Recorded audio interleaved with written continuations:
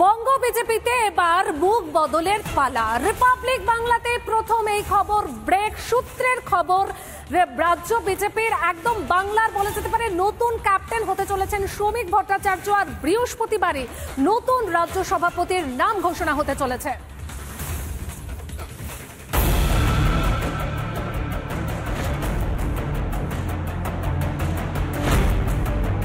বঙ্গ বিজেপির রাজ্য সভাপতি নির্বাচন ঘিরে যাবতীয় জল্পনা ইতি। বিজ্ঞপ্তি প্রকাশ করে রাজ্য সভাপতি নির্বাচনের দিনক্ষণ ঘোষণা করল বিজেপি। বৃহস্পতিবার হবে রাজ্য সভাপতি বাছাইয়ের নির্বাচন।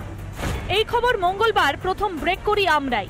এই মুহূর্তে রিপাবলিক বাংলা এক্সক্লুসিভলি যে খবর জানাতে চলেছে তা হচ্ছে বিজেপির রাজ্য সভাপতি বদল হতে চলেছে অত্যন্ত দ্রুত এবং দীর্ঘদিন বঙ্গ বিজেপির নির্ভরযোগ্য সৈনিক শ্রমিক ভট্টাচার্যের ওপরই কিন্তু ভরসা রাখতে চলেছে বিজেপি বলে সূত্রের খবর। সূত্রের খবর, বঙ্গ বিজেপির নতুন ক্যাপ্টেন হতে চলেছেন শ্রমিক ভট্টাচার্য।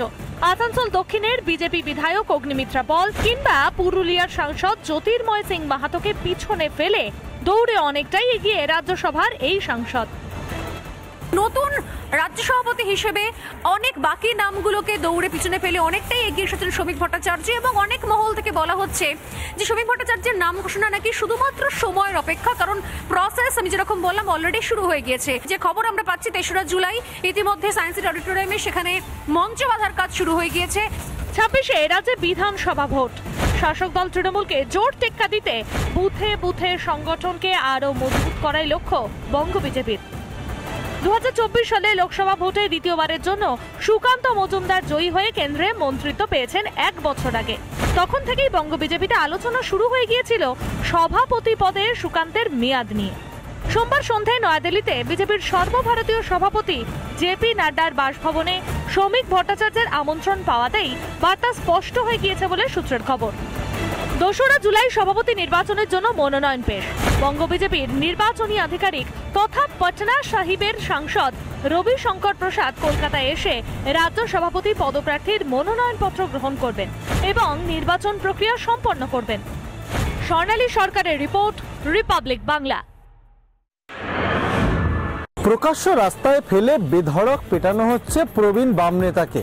অভিযোগ উঠে আসে খড়গপুর শহরের পরিচিত তৃণমূল নেত্রী বেবি কোলে ও তার অনুগামীদের বিরুদ্ধে, এবং সমস্ত মহল থেকে কিন্তু ওঠে নিন্দার ঝড়। সে বিজেপি হোক, সিপিএম হোক কিংবা দলের অন্দরে কিন্তু একেবারে কোণঠাসা হয়ে পড়েন বেবি কোলে।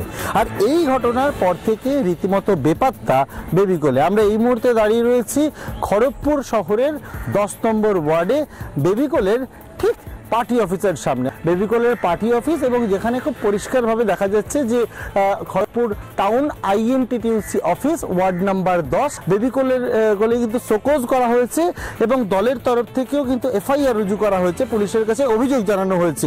খুব স্পষ্টভাবে বলা হয়েছে যে দলকে কেন এই ধরনের ঘটনা তিনি ঘটালেন তার উত্তর দিতে হবে 3 দিনের মধ্যে। খড়গপুর থেকে ক্যামেরা পার্সন মৃন্ময়ের সঙ্গে সুদীপ্ত, রিপাবলিক বাংলা। বাংলার মেয়েগুলোকে বাবা মারা ডাক্তার, ইঞ্জিনিয়ার বা উকিল করার স্বপ্ন দেখছে, আর সে কন্যারা এক একটা অভয়া বা তামান্নায় পরিণত হচ্ছে। এটা কিরকম লাগছে? মমতা দি ন্যায্য বিচার করছে না, ওই জন্য আমি দিদিকে সরাসরি বলবো, দিদি বিচার দেন, বিচার দেন। আর কোনো তামান্নাকে, কোনো অভয়াকে, কোনো কসবাকে দিদি আর মারবেন না, আর কাউকে হারাতে দেবেন না। আমি মনে করি উনি ব্যর্থ। আমার মেয়ের মৃত্যুর জন্য সম্পূর্ণভাবেই কলেজ কর্তৃপক্ষ দায়ী এবং স্বাস্থ্যমন্ত্রী দায়ী। কিছুতেই দায় এড়াতে পারেন না।